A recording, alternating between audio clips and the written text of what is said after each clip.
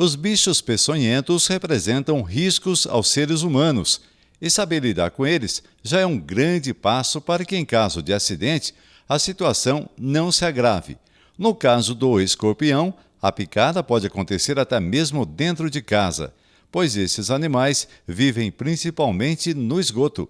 Têm acesso aos estabelecimentos através de ralos e soleiras. O escorpião é um animal com hábitos noturnos. Durante o dia, ele fica sob pedras, entulhos, tijolos, materiais de construção. E à noite, ele sai para se alimentar. E se alimenta de pequenos insetos, como grilos e principalmente baratas, tá? Então é importante a população manter quintais, terrenos baldios limpos, grama aparada, não deixar lixo aberto, né? Deixar fechadinho, porque onde tem barata pode ser que tenha escorpião. Pessoas que trabalham com construções ou jardinagem, utilizar botas, luvas, vedar ralos de pias, banheiros e tanques, colocar telas em janelas, né? Vedar soleiras de portas. Em caso de acidente com escorpião, é preciso ficar atento. Algumas atitudes, logo após a picada, podem prejudicar o tratamento. Segundo os médicos, as receitas caseiras precisam ser evitadas. A primeira coisa que a gente tem que orientar a população é sobre os cuidados locais, né? Lavar bem o local com água e sabão, colocar compressa morna, evitar gelo, que pode piorar a dor, não colocar nada de substância em cima, então ervas, álcool, pó de café, terra, nada em cima, né, do ferimento. Não fazer garrote no local, não sugar, não espremer, não cortar e procurar imediatamente o serviço de saúde, porque é no serviço de saúde que o médico vai avaliar para ver a partir daí quais são as medidas que serão tomadas de acordo com a gravidade do caso. De acordo com a médica Bárbara, o tipo de escorpião predominante na região de Andradas é o amarelo. E em cerca de 90% dos casos, são acidentes considerados leves. A gravidade ocorre em extremos de idade, ou seja, idosos e crianças abaixo de 7 anos. A partir do momento que a gente está diante de um acidente escorpiônico, a gente tem que classificar esse acidente, tá? Ele é classificado como leve, moderado ou grave. O acidente leve, a gente tem mais sintomas locais. Então, dor local que é intensa, então é uma dor que o paciente refere como grave, mesmo importante, que pode ser em queimação, em ardência ou em ferroada. Essa dor pode se estender para a raiz do membro acometido, pode estar acompanhada de formigamento no local, de pequenas partículas de suor no local e até espelhinhos arrepiados. Mas quando a gente está diante de um acidente leve, o que a gente tem que fazer é a analgesia local, né, que é o bloqueio anestésico, e a analgesia sistêmica, via oral ou via endovenosa, dependendo do grau da dor do paciente. Todos os pacientes serão mantidos em observação hospitalar, sendo que adulto em torno de 6 horas e criança no mínimo de 12 horas, para observar mesmo a evolução desse quadro, né, porque esse quadro pode vir a evoluir, né, com sintomas sistêmicos.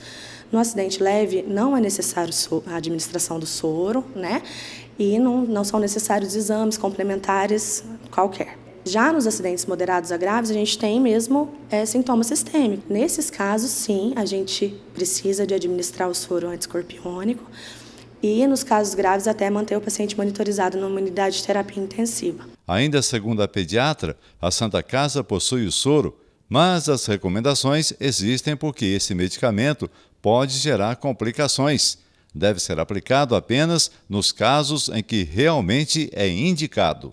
Tem dados do Ministério da Saúde que 35% dos casos em que são administrados, né, o soro, eles não haveria indicação nenhuma para administração, né? E o soro, ele é uma proteína estranha ao nosso corpo. Ele é adquirido a partir do plasma de cavalo.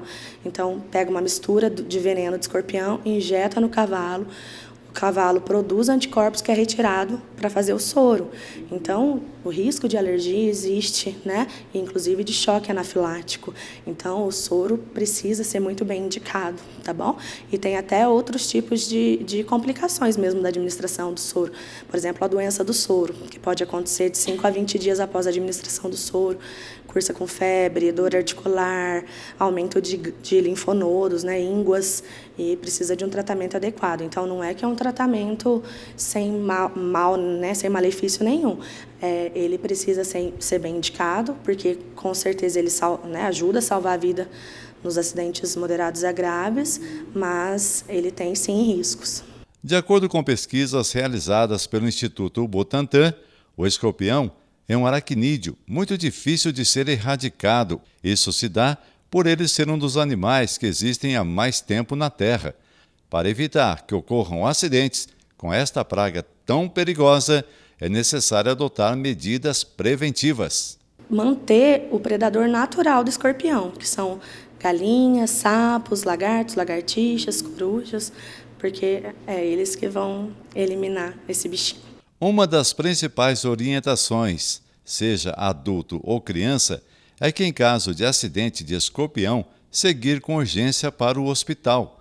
A médica Bárbara, que deu a sua contribuição para esse esclarecimento, é a responsável técnica pelo setor de pediatria da Santa Casa de Andradas.